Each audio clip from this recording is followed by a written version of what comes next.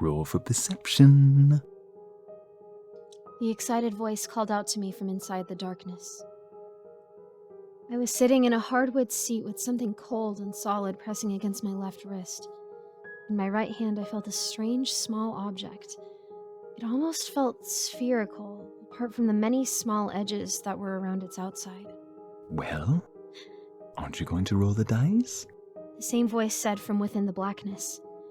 I realized the thing in my hand was a die, and I felt I had no choice but to throw it. I shook it inside my closed fist for a second before releasing it forward into the pitch-black unknown. The die landed on something wooden, and then I heard a small click, followed by a small beam of light that emerged from a few feet in front of me. The light shone down on the die that I had just rolled before abruptly disappearing. You passed the perception check. You all passed, and so now you are able to see. Once he had finished speaking, the room flooded with light, which took my eyes a few seconds to adjust to. Slowly coming into focus, though, was a round wooden table that sat in the center of a cramped room. Sitting around the table were 3 men, 2 of which looked terrified. The third man, who was wearing a rubber mask that resembled a medieval knight, looked giddy with excitement. The light turns on in the small room, revealing 2 other adventurers ready to embark on their journey. As he spoke, excitement oozed from his every pore. I was unsure of where I was, who these people were, and how I exactly got here. I glanced down and saw the metal handcuff that chained me to the wooden table and knew that I was here against my will. The adventurers stare at each other in confusion, unsure of how exactly they got here. But the thing is, they were there, and now they had a mission to complete. There is a BBEG known as the Dungeon Master, and he has been kidnapping innocents and making them play his twisted game.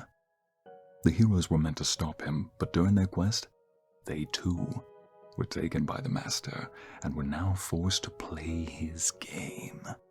Let me go, you freak! One of the captured men suddenly called out. The Dungeon Master ignores the pleas of his captured and continues on with his dastardly plan. The Dungeon Master replied without stopping to think about what he was going to say. Let us go!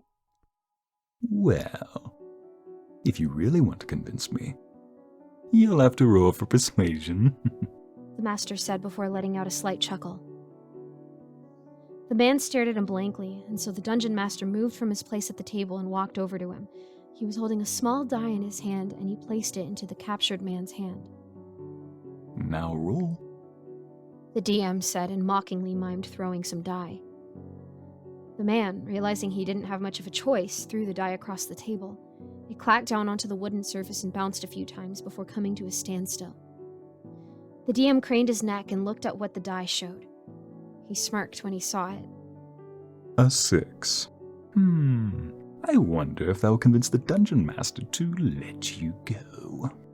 I'm very familiar with the game Dungeons & Dragons, and so I knew what the roll meant, and it wasn't great. The Dungeon Master hears your pleas for escape, but laughs in your face and rejects them. The DM said before turning to laugh directly at the man who had rolled. He didn't react to being laughed at, but the man next to him did. He began to sob quietly, and his head dropped down in defeat. Why are you crying? Are you not Geralt the Sneaky, the accountant feared by all? The DM said before turning to point at the other captured man. And you, Rowan the Agile, the friendly bus driver admired across the land. He then turned to me and exclaimed, And Millie the Wise, teacher of the youth. I was shocked. The Dungeon Master was correct. He was right. My name's Millie, and I was a high school teacher. How did he know? As I looked around the table at the others, it was clear by their surprised faces that he knew their name and occupation too. How the hell do you know who I am? You really think I don't know the members of my own party? The DM responded. Nobody spoke, and so the Dungeon Master continued. The look on each adventurer's face is one of shock and confusion, as the Dungeon Master carries on his twisted game. What do the adventurers do next? He asked as he looked at each one of us. I break out of these handcuffs and sock you! The captive named Rowan called out aggressively. Oh, you mean to intimidate the DM, do you? Well, you're gonna have to roll for it. The DM said as he handed Rowan a d20. Rowan, sensing no other option, reluctantly obliged and threw the die. It hit the table and landed on a number. Ooh, a 10. The DM is a little scared by your remarks, but is not so afraid that he lets you leave. What do the other adventurers do? The masked man said and faced Gerald and myself. I have quite a bit of experience with D&D and found that role-playing, instead of trying your luck rolling dice, is the better way to figure out the villain's motivations. So I thought that it would be the best course of action to play along and find out exactly what was happening here. Tell me, Dungeon Master, what are your true intentions of bringing us here? I asked him, trying my best to sound interested in his game. How dare you question my intentions? They will become apparent soon enough. But DM, we were the heroes that were meant to stop you. How is it that you captured us so easily? I asked him, trying to extract any information I could out of him. It was simple, Millie the Wise. All I had to do was track your each and every move, and then when the time was right, I could strike. Very clever plan. But what happens once we finished your warped game? You'll see that once the game's finished. You know, normally villains are excited to spell out their evil plots for the heroes, so why aren't you? I asked him, getting frustrated with the lack of answers. It builds suspense. I knew someone just like you.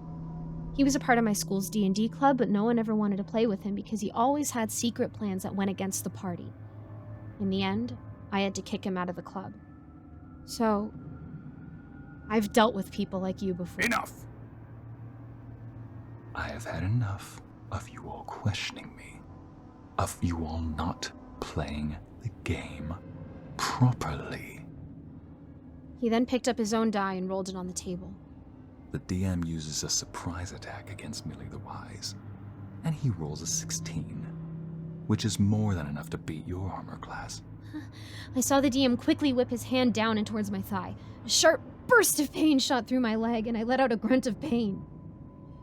I looked down and saw blood starting to trickle down my leg, and when I looked back at the DM, I saw he was holding a small knife in his hand. A knife he used to slash open my leg. Ooh. Looks like you received 4 slashing damage. He said before laughing.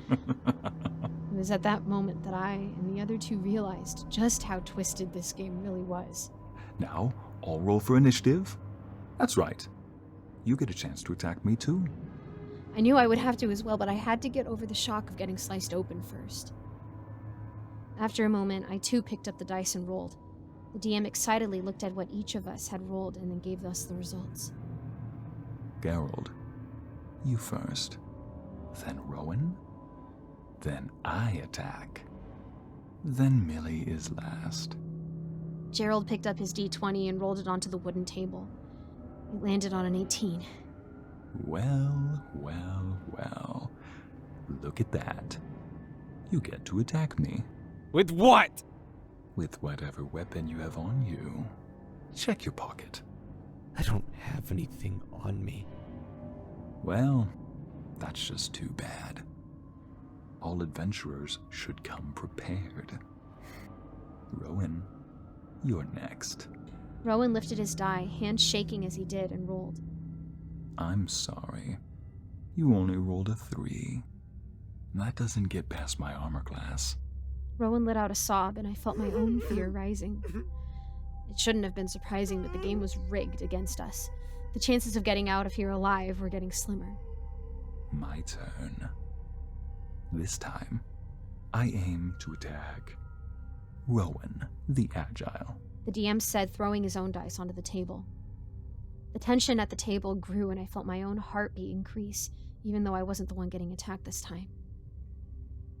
The die landed on a 15, which I guessed meant he hit. The quick movement of the DM's hand and blood that spurted out of Rowan's arm answered this. Let us go, you psycho! None of us want to play your game! I know. That's the problem. He then reached up and pulled the night mask off his face, revealing his true self. All three of us gasped when we saw who was underneath it. Gavin, the young man from the school D&D club that I had to remove from the group. No one wanted to play with him then, and no one certainly did now. Gerald, my accountant. You told me a little about the D&D party you were in while I was seeing you about your own finances. You told me that the group was full, and I couldn't play. And Rowan, you drive the bus I catch every day. I asked if you wanted to join my campaign, but you turned me down. Gavin stopped speaking for a moment. He turned to me, eyes filled with fury. And you. You took me away from the only group that allowed me in. I felt like I belonged, and you removed me. He stared at me with a hatred I had never experienced before.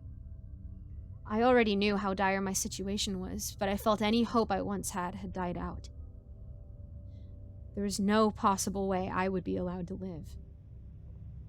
But what kind of dungeon master would I be if I didn't at least let you roll? He said to me and gestured for me to roll my die once more. I picked it up, shaking as I did. I shook the die inside my hand for a moment before releasing them onto the wooden table. The die hit the table and bounced once, and then again. It then teetered between two numbers before falling down onto one of them. I had rolled a 17. Enough to hit him. Very well. Use whatever weapon you have on you to inflict damage on me. He said, knowing full well I wasn't in possession of a weapon. He was just about to finish the round and move back to Gerald's turn when I spoke up. My plan had to work. It was my only hope of survival. I choose to use a melee weapon. In particular, my fist. I said, not very confidently. I guess you are allowed to. Didn't think of that as an option. The DM said, angry that I had just outsmarted him. You must roll for damage first. You will use the D4, and what you roll will determine how hard you can hit me. He walked over to me and placed a metal D4 in my hand. The D4 is a 4-sided die, with each point being infamous for how sharp they are. Gavin then crouched down so that his face was next to mine. He was eagerly awaiting the result of my roll. I shook the D4 in my hand and was just about to release it when, in one quick movement, I swung it upwards and embedded one of the dangerously sharp edges into Gavin's eye. He screamed out in agony and almost looked surprised by what I had just done to him. He clutched at his eye, desperately trying to remove the die I had just forced into it. As he writhed in pain, he fell to the ground and I could see a long streak of blood now running down his face. Once he hit the floor, he continued to try to take the sharp object out of his eye. I heard a slight jangling sound as he hit the ground, and I got a quick glimpse of something shiny and silver. The keys to the handcuffs. I reached across the table, grabbed the D20, and rolled it one final time. I rolled a natural 20. I looked down at the pathetic mess of a person on the floor and stomped on his head twice, knocking him out cold.